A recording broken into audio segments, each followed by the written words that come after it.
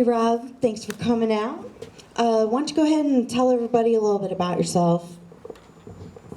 My name's Rob Jenkins, or Sharkbait, as half of you probably know me as. I've done theater and film since, God, I was a sophomore in high school. I actually had to leave the beach for about a good decade in order to do it, because there's not that many opportunities down here to do it professionally.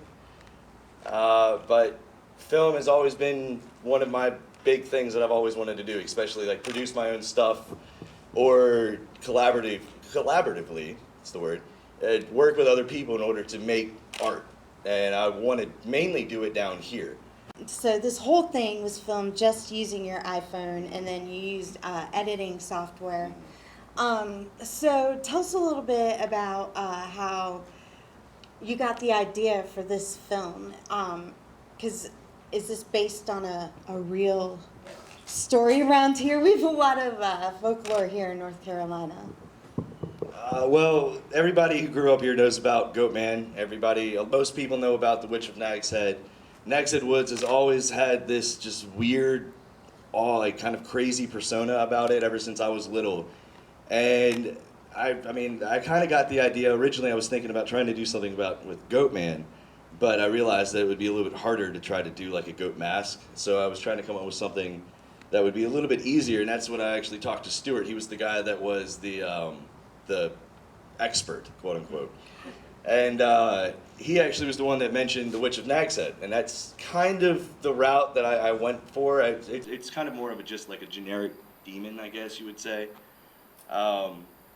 But yeah, I sat down actually with a friend of mine named Mike Nugent, and we hashed out pretty much the entire storyline, I guess you would say, like the first day, and then we came up with a shot list, and then, like I said, we filmed it over 2 days, and then took about a day to edit it, put it together. I used mainly Movie Maker. My brother works over at Source Church down in Manio for he pretty much is MMOV Studios, and he did some of the special effects. The really only special effects we did were the voice modulation and a little bit of like the twisting of the face, I guess. But yeah, most of it was literally, like I said, iPhone and Movie Maker. Nice, that's awesome. So is Mike still out there somewhere? Oh yeah, yeah, he's good. Yeah. So, were there any challenges that you had while making this film, especially it being your first time, pretty much?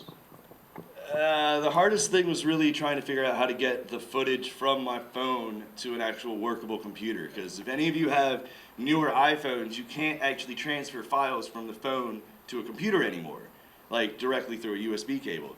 So I had to pretty much put all of the individual clips onto a Google Drive app on my phone, and then download them on a computer using Google Apps in order to actually put it together. I mean, that was probably well, besides being hunted by coyotes, that was the hardest thing about this film. Yeah, no, the last night we were in Nag's Head Woods, and we were about a good 3 or 4 miles deep into the woods, and we completely were being hunted by coyotes, and we rushed out of there pretty quickly with sticks in hands. Nice. What filmmakers have been your biggest influence? Oh, wow. I'd say my two favorites would probably be first Quentin Tarantino, just because of the character development he does with his characters. Like, you actually feel, even though you've only been introduced to a person for maybe an hour and a half, you actually feel like you know more about them, their backstory. I really like how he intertwines all of his characters. Truthfully, and I know I'm a big nerd, I would have to say my favorite filmmaker, though, would probably be George Lucas. Only because now every day special effects are really easy to do, because you can do it with a computer and a green screen. You can do all of these hard things back in the day super easy because of computers. And God, when he was shooting A New Hope, I mean, some of the practical effects they came up with were groundbreaking, stuff that they still use today in order to get some of these effects to look more real instead of it being all CGI. So, I mean, and plus, I don't know, I like how he created a universe. Nice. So, do you have any projects coming up in the future? Anything that you'd like to tell us about? Well, I recently, about 2 weeks ago, started a production company called Psychofish Entertainment. Um, like I was saying before, it was really hard having to leave the Outer Banks in order to go and do the work that I wanted to because it's not available down here. Now, the thing is, most people should realize is that we have the entire infrastructure here on the Outer Banks to create a self-sustaining industry that actually can help offset unemployment in the off season. We have the directors, we have the the videographers, we have the editors, we have the set designers, costume designers, props, actors. We have everything that we would actually need in order to create great art locally right here.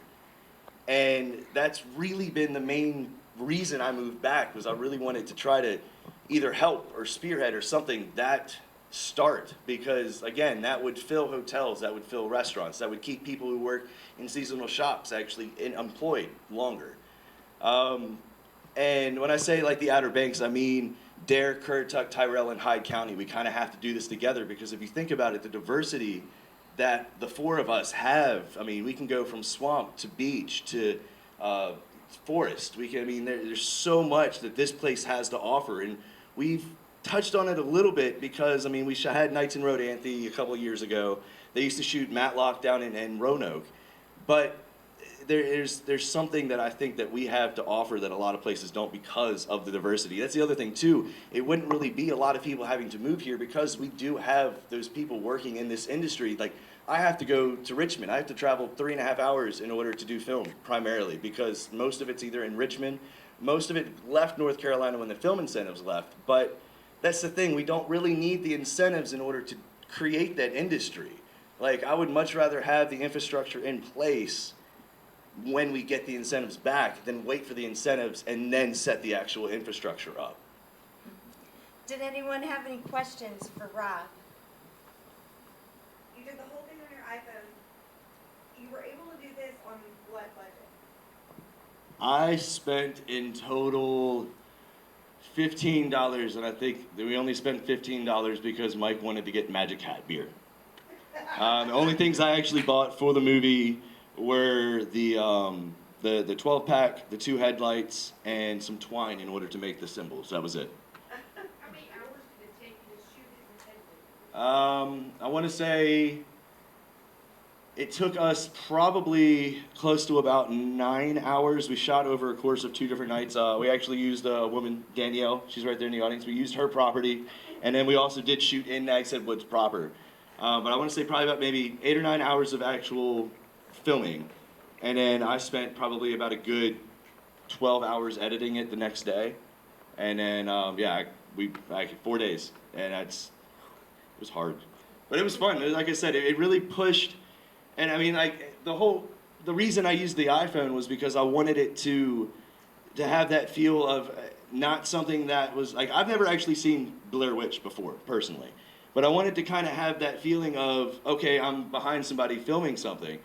And I didn't want it to seem like it was a huge, like a big budget type anything. I mean, that's a lot of the stuff you can't actually see because of the lighting in it, but the actual audio and the other things like that, I think actually it makes it a little bit more suspenseful. I had to do things like the driving in Nags Head Woods that seemed extendedly long, but the reason I did that was because it actually helped establish that it did take that long to get back there. And so, I mean, you laugh at it the first time that you actually watch it, but the other 2 are smaller segments, and I didn't have to do anything to actually establish that it took 20 minutes to get back into Nags Head because I did that before. It was the small things like that that kind of were able to help, like I said, not really spend a lot of money on this, but still make it a cohesive story with the beginning, middle, and end.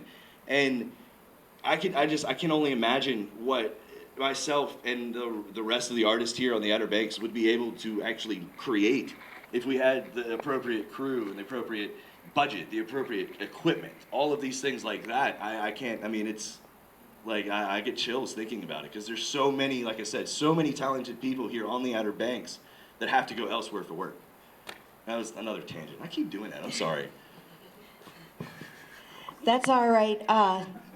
I think we all can, definitely we love your passion. So thank you so much for being here. And yes, anything you all can do to help spread the word about the North Carolina film industry, as Rob said, that would really help our local economy and the state's economy.